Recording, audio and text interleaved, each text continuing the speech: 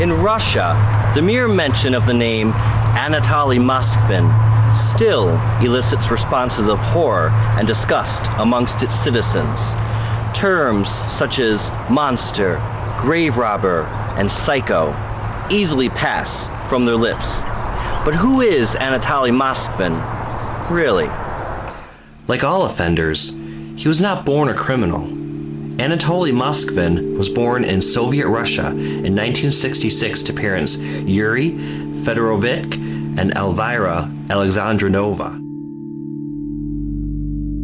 They had known from an early age that he was intelligent, although his upbringing was far from easy. While he was in the 3rd grade, he returned home one day, covered in bruises he had received while being raped by an unknown man. It is unclear whether or not he told this to his parents as a child. They seemed to sense that something was not right with their son, though. Whenever they did try to question him about his odd behavior, he reacted aggressively. So instead, they left him to his own devices. It has also been reported that his behavior has been blamed on his parents for taking him for walks in graveyards as a child. Academically successful, he was always at the top of his class, but he was often bullied and ostracized at school and struggled to create social relationships. Instead, he squirreled himself away and spent every penny he came across on books, while independently teaching himself multiple languages. If this upbringing had so far managed not to scar young Moskvin, it was an incident that occurred on March 4th, 1979, that would do the job comprehensively. In later life, he referred to it as a turning point for him, igniting an interest in both the occult and the cemeteries he would later meticulously study, almost on a level of pilgrimage. Moskvin divulged how, at the age of 12, a group of men in black suits stopped him on the way home from school. They were on their way to the funeral of 11-year-old Natasha Petrova. Natasha had grabbed for a towel as she stepped out of the bathtub and instead made contact with a loose electrical cable, electrifying herself and dying instantly. The men dragged young Anatoly along to the funeral and encouraged him to kiss the corpse. He refused to kiss the girl. However, the parents would not hear of it. He began to cry, sensing the futility of the situation. He had begged to be let go, but was not permitted to. So, realizing the hopelessness of the situation, he approached the body in the coffin. Anatoly Moskvin later said, "A woman, apparently the mother of the deceased, gave me a large Hungarian apple and kissed my forehead. She led me to the coffin and promised me a great deal of candy, oranges, and money. She told me to kiss the deceased. I burst into tears and begged her to let go, but the sectarians insisted, everyone again saying prayers in a language I did not understand, and one of the adults drew my head to the waxy forehead of the girl in a lace cap. I had no choice but to kiss where I was ordered." Moskvin kissed the lifeless girl 3 times on the forehead. He wrote, "I kissed her once, then again, then again." The girl's grieving mother then put a wedding ring on Anatoly's finger and a wedding ring on her dead daughter's finger. He was then awarded a basket of fruit for his troubles and let free into the street, though not before he was told not to tell anyone of what had taken place for at least 40 days. On the corner of the street, Moskvin threw the fruit into the snow and then went to spend the money he had been given on a book about animals. "My strange marriage with Natasha Petrova was useful," Moskvin said in an article. He said it led to a belief in magic, a fascination with the dead, and that he felt attracted to cemeteries like a magnet. Whether the story is even true is besides the point by now, as his disturbing thoughts would go unchecked for more than 30 years. It may be safe to say that these early traumatic experiences must have had some sort of negative impact on young Moskvin. How could they not? Had he received some form of therapy as a child, could his later horrifying actions have been avoided? Maybe. Maybe not. Inevitably, life would go on for Anatoly Moskvin. After graduating from Moscow State University, Moskvin became well known in academic circles. His main areas of academic interests were Celtic history and folklore, and of course, a deep interest in death and the occult. He kept a personal library of over 60,000 books and documents, as well as a large doll collection. He also spoke 13 languages, traveled extensively, and taught at the college level. Moskvin also occasionally worked as a journalist and regularly contributed to local newspapers and publications. Moskvin was a self-proclaimed expert on cemeteries and dubbed himself a necropolist. In 2005, a fellow academic and publisher commissioned Moskvin to summarize and list the dead in more than 700 cemeteries. Moskvin claimed that between 2005 and 2007, he had gone on foot to inspect 752 cemeteries across the region. So Moskvin roamed from cemetery to cemetery. "I don't think anyone in the city knows them better than I do," he said of his extensive knowledge of the region's dead. He took detailed notes on each one and delved into the histories of those buried there. The hands-on historian claimed to have walked up to 20 miles per day. During these travels, he drank from puddles, spent nights in haystacks and at abandoned farms, or slept in the cemeteries themselves, even going so far as to spend a night in a coffin being prepared for a funeral. On his extensive travels, Moskvin was sometimes questioned by police on the suspicion of vandalism and theft, but was never arrested or detained after stating his academic credentials and purpose. The work itself remains unpublished, but has been described as unique and priceless by Alexei Yezin, the editor of Necrologies, a weekly paper to which Moskvin was a regular contributor. Moskvin posted a documentary series of his travels and discoveries entitled Great Walks Around Cemeteries and What the Dead Said. These continue to be published in a weekly newspaper. Although Moskvin's professional life appeared successful to the outside world, his personal life was an entirely different story. Moskvin led a secluded life. He never married or dated, preferring to live with his parents. If that were not unconventional enough, he abstained from drinking alcohol and smoking, and is purportedly a virgin. However, in 2003, Moskvin met Yulia Granova, a young woman whom he much admired. Yulia was spiritual, and the pair entered into a non-sexual relationship. The relationship satisfied Moskvin's need for socialization while allowing him to maintain his vows of celibacy, and Yulia was happy enough with the arrangement, having suggested it herself. Yulia wanted a child, however, and it didn't take much convincing for Moskvin to agree, as he had wanted a child of his own for many years already. Given the non-sexual nature of their relationship, Moskvin applied for adoption of a young girl in 2003. Their application was rejected, however, on the grounds that Moskvin's earnings were too low. By this point, his income was erratic, and he was living hand-to-mouth on the paychecks he received from journalistic work he published.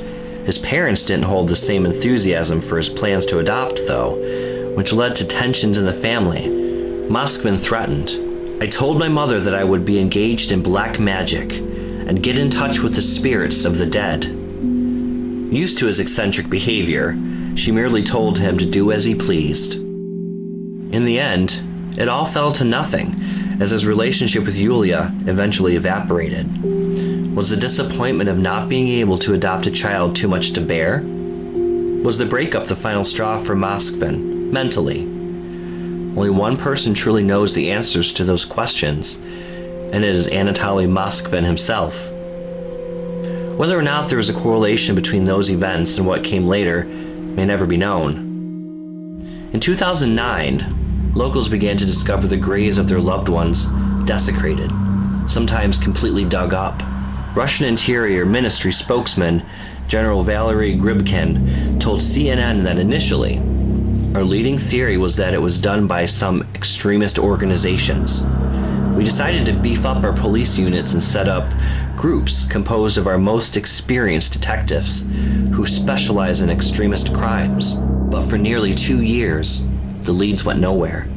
Graves continued to be desecrated, and no one knew why. Then, a break in the investigation came following a terrorist attack at an airport in Moscow in 2011. Shortly after, authorities heard reports of Muslim graves being desecrated in Nizhny Novgorod. Investigators were led to a cemetery where someone was painting over the pictures of dead Muslims, but not damaging anything else. That was where Moskvin was finally caught. After being apprehended at the Muslim graves, 8 police officers went to his apartment to gather evidence. What they found there shocked them all and shook the world. Inside, authorities found 29 life-sized, doll-like figures throughout the cluttered apartment. The figures seemed to resemble antique dolls, except these were not dolls. They were the mummified corpses of human girls. It emerged that the female children were between the ages of 3 to 12 and had been dug up from nearby local cemeteries. Shoes in Moskvin's apartment matched footprints found near desecrated graves, and police knew without a doubt that they had their grave robber. There were also photographs and plaques taken off the gravestones, doll-making manuals, and maps of local cemeteries strewn about the apartment. Police also discovered a collection of photographs and videos depicting open graves and disinterred bodies, though none of this evidence could be conclusively connected to any of the bodies found in the apartment. Police determined that the clothes worn by some of the mummified corpses were the clothes in which they were buried. Some wore knee-high boots. Others had makeup on over their faces, of which Moskvin had covered in fabric. He had also hidden their hands in fabric. Investigators found music boxes inside the rib cages of the dead girls so that they could produce sounds when Moskvin touched them. There were also personal belongings and clothing inside some of the mummies. One mummy had a piece of her own gravestone with her name scrawled on it inside of her body. Another one contained a hospital tag with the date and cause of the girl's death. A dried human heart was found inside a third body. According to the investigation, the bodies primarily came from cemeteries in the Nizhny Novgorod region, though some may have come from as far away as Moscow. Moskvin actively cooperated with investigators and claimed he made the dolls over the course of 10 years. His parents, who were away for large portions of the year, were unaware of his activities. Moskvin had held an interest in Russian dolls, so his parents just assumed it was an extension of that interest. Is it truly possible that his elderly parents knew nothing of his activities? Based on the small size of the cluttered apartment, it seems hard to fathom how they could not. Many would heavily debate this in the months and years to come. Elvira, Anatoly Moskvin's then 76-year-old mother, said, "We saw the dolls, but we did not suspect there were dead bodies inside. We thought it was his hobby to make such big dolls and did not see anything wrong with it." Following the arrest, his father was hospitalized, suffering a heart attack. His mother was also hospitalized for a period, blaming her poor health on the shock of their son's arrest. His parents have been said to live in utter isolation because their community still ostracizes them. Elvira suggested that she and her husband perhaps just kill themselves, but her husband refused. A friend of his parents spoke of their shock in a later interview.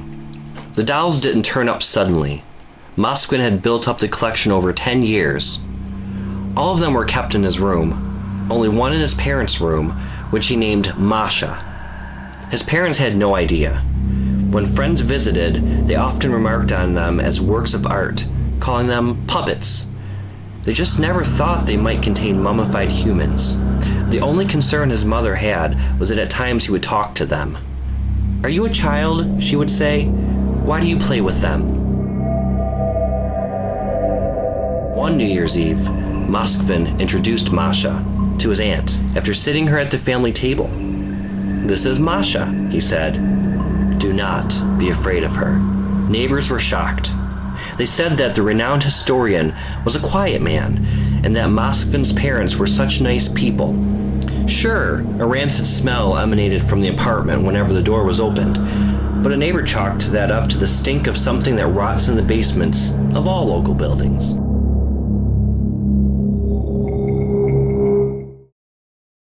Moskvin was aware that he was committing a crime, but felt that the dead children were calling out to be rescued, and believed that rescuing the children was more important than obeying the law.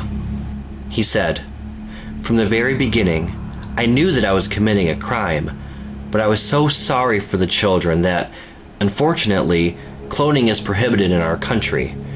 It will be allowed sooner or later. I just wanted some material for future cloning, so that these children could live for a second time." He was, of course, also motivated by his own desire to have children, specifically a daughter.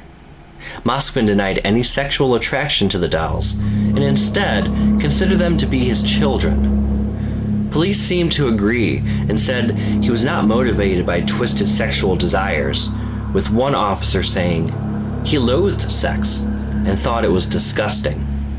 While in custody awaiting trial, Moskvin cooperated with police investigations, detailing the various cemeteries the bodies had been removed from. He also supplied the names of the girls he had exhumed. He knew all of their histories and the circumstances of all of their deaths. Moskvin told police he carefully selected which corpses to take, saying, "I lay on the grave and tried to get in touch with her. I listened to what she said. Often they asked me to take them out for a walk."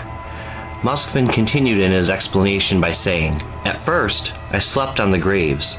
Then I adjusted because it was not convenient to sleep there. Instead, I carried the bodies where it would be convenient for me to sleep on them.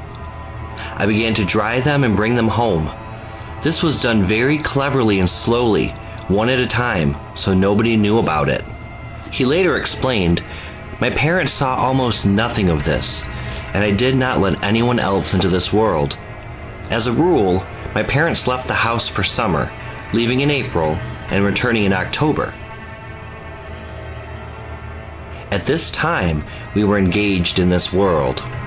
I guess I really explored all that I could explore in this area of black magic. To be honest, I had my favorite children. I planned to keep my beloved children home in any case. Those that I liked less, I planned to take them to the garage, and they lived there in the garage."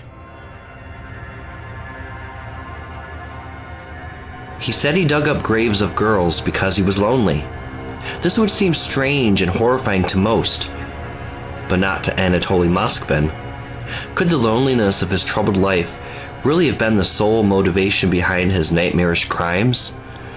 Moskvin would go on to explain, "The fact is that I suffered very much from loneliness, especially during the summer period when my parents were not there and when they took the cat. I did not disfigure them, did not dismember them. I applied all of my work gently, affectionately, politely, and I even tried not to swear in front of these children." He spoke to and interacted with the corpses, sang songs to them, and even held birthday parties and celebrated holidays for their behalf. Moskvin admitted that he would stuff the decayed corpses with rags. He used a simple solution of salt and baking soda to preserve the girls. Moskvin felt that their physical remains were too decayed and ugly for them to feel comfortable or happy. Then he would wrap nylon tights around their faces or fashion doll faces onto them. He would also insert buttons or toy eyes into the girls' eye sockets so that they could watch cartoons with him. Moskvin went on to say, "I sat them down. They had holes drilled under their eyes. I showed cartoons to them. I played children's songs. I myself sang songs to them. Ordinary children's songs that I would sing when I have a live daughter. After that, we ate together, or rather I ate. I just offered them food, as it is in the Celtic or Yak tradition. I treated them as if they were alive. They were just temporarily dead." Moskvin allegedly told authorities to not bother reburying the girls too deeply, as he will simply unbury them when he is released. Many consider this to be the threat of a twisted and cruel man, while others seem to view the statement as the ramblings of a sick man obsessed with his own fantasy world. But what did Anatoly Moskvin actually do with the corpses once he had them in his possession? He dug up the first body on May 9th, 2003, following a disagreement with his parents over adoption, instead deciding on resurrecting the deceased with his black magic. He said, "The coffin was covered with crimson synthetic matter. With a chisel, I hollowed out a hole in the lid of the coffin at the head of the bed and through it. I pulled out what was left of the body. It was in very poor condition. The girl was dressed in a white blouse, black skirt, old tights, and shoes. The child had long hair. Then I decided for the first time to try to mummify it. I moved the body to a remote corner of the cemetery and buried it in an abandoned grave of some grandmother." Moskvin also went on to say, "To properly mummify the body, you need soda and salt in various proportions. I bought these substances in the store. I found old stockings in the garbage dump and made bags from them, pouring soda and salt into them and tied them to the remains. I changed these bags once a week. If people paid attention to me, I said that I was there to feed the birds. On July 25th, 2003, I wrapped the body in different clothes and carried it back to my home in my backpack. Within 2 days, I restored the body. I stuffed rags inside, then I sewed the body with threads and made a wax mask on her face, and then covered it with nail polish, which I found in the trash. After that, I put on her clothes, which I also found in the trash." Anatoly Moskvin seemed to take a great deal of care in preserving the corpses of the children. There was a clear and specific method for his process. Some would say this was proof of just how much he cared for the children and that he never intended to hurt anyone, including their families. But did the court and all of the victims' families feel the same? In court, Moskvin confessed to 44 counts of abusing graves and dead bodies. He said to the victims' parents, "You abandoned your girls. I brought them home and warmed them up."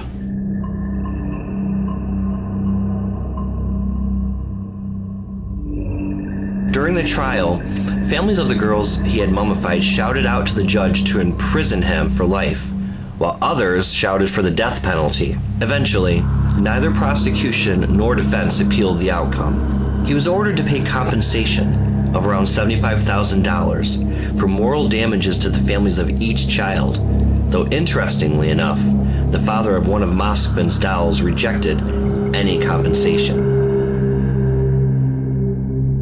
I would not take anything from Moskvin. After all, he treated my daughter better than I had during her life. He dressed her, put her to bed, read her fairy tales, and showed her cartoons.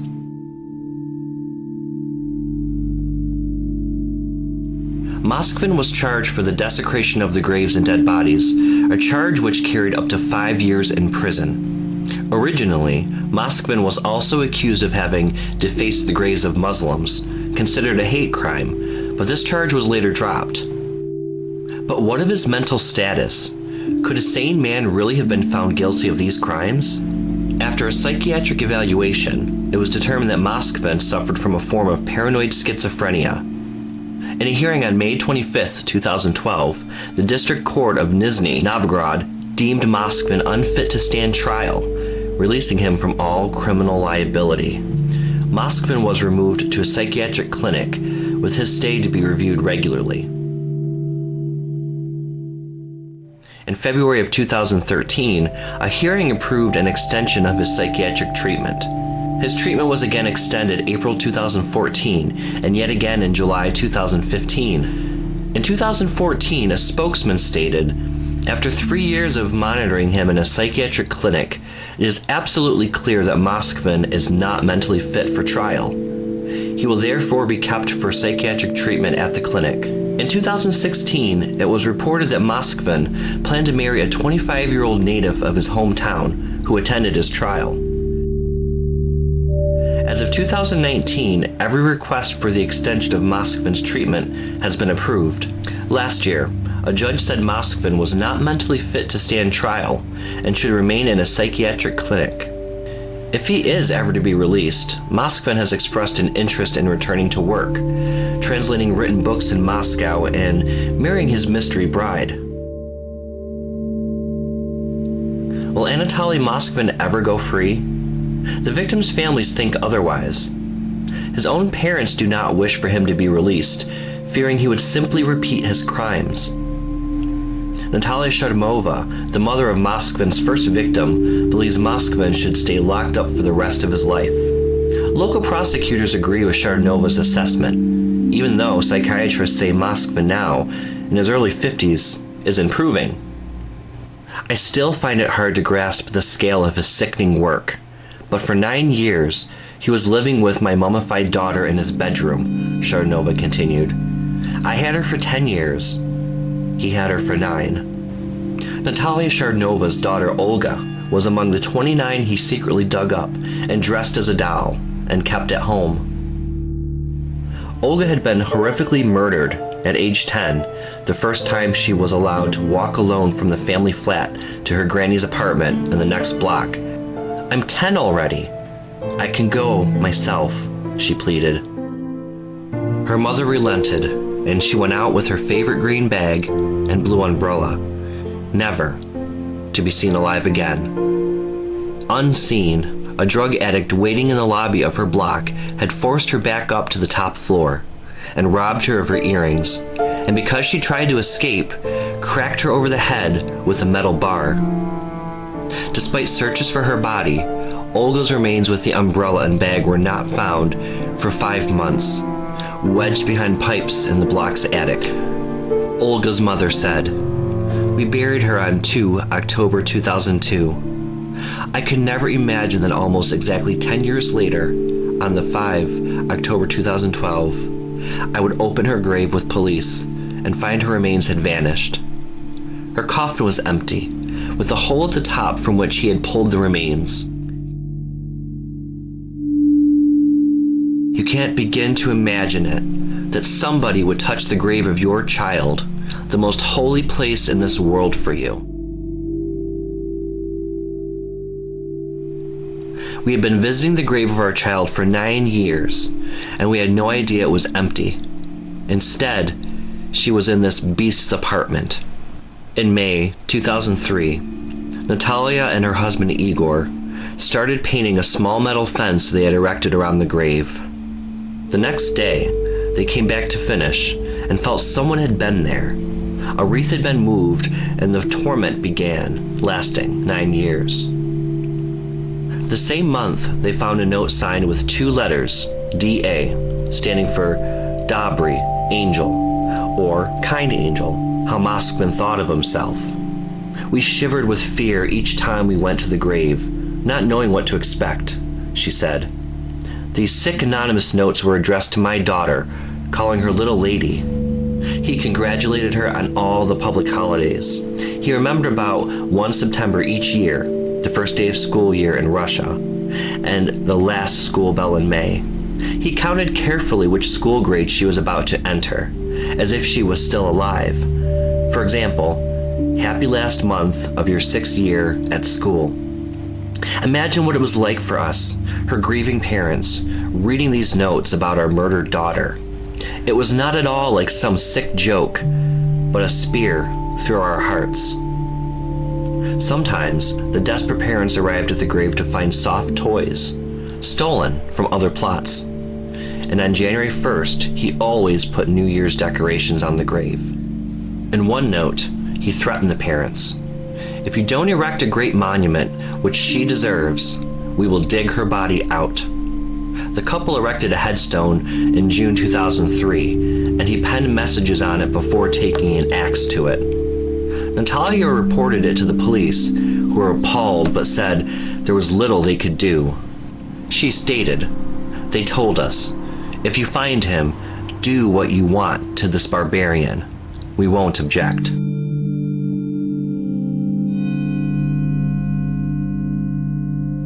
At this point, we knew nothing about Moskvin, or that by now he had already removed her.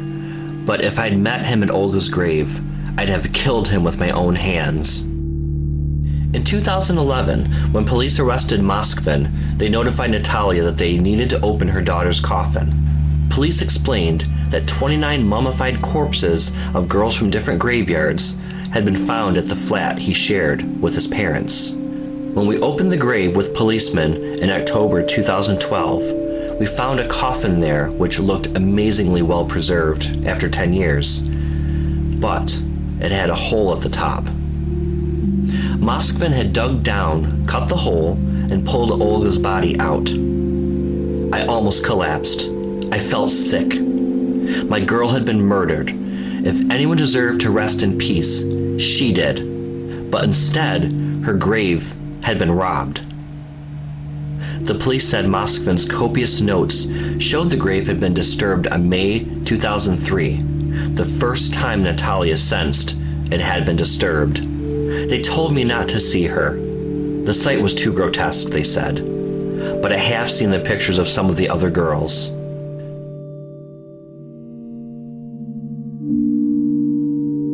From her kitchen window, she can see the yellow-colored psychiatric hospital where Moskvin is incarcerated. I worry one day he will convince them he's sane, and he'll come out and start his morbid activities again, she said. To me, he got off lightly. Like other parents tormented by him, we reckon he knew what he was doing. I wanted to see him go to jail and face hardened criminals in the same cell. He should know real pain, not be pampered by doctors who see him as a fascinating psychiatric case. The majority of the victims' parents seemed to share Natalia's view of Moskvin. But how did they feel about his parents? Did they pity or condemn the elderly couple? Natalia later stated, "In the court building in February 2013, I was standing there when suddenly 2 policemen escorted him in. He walked right towards me. I lost my breath. I just stood there, mouth open like a fish. I looked at his whimpering, trembling mother." Natalia continued by saying, "Yes, I feel some sympathy. She has a mom after all. But deep in my heart, I can't believe she and his dad Yuri knew nothing. Just look at the police pictures of their home, like a burrow, in such a mess. I can't believe there was no smell or nothing suspicious to her about all these dolls. Yet, she turned a blind eye to her son's weird hobby." Natalia keeps a picture of her daughter in the kitchen and talks to her when she cooks. She would now be 22. She should be living her life to the full now, if not for the evil she faced. But to me, she will always be a child. As of 2019, every request for the extension of Moskvin's treatment has been approved. It's unlikely that Anatoly Moskvin will ever be set free to roam the streets of Russia ever again. So, based on what we now know, is he good, evil, or just insane? Perhaps he is all of the above, and the better question is, how much of each is he?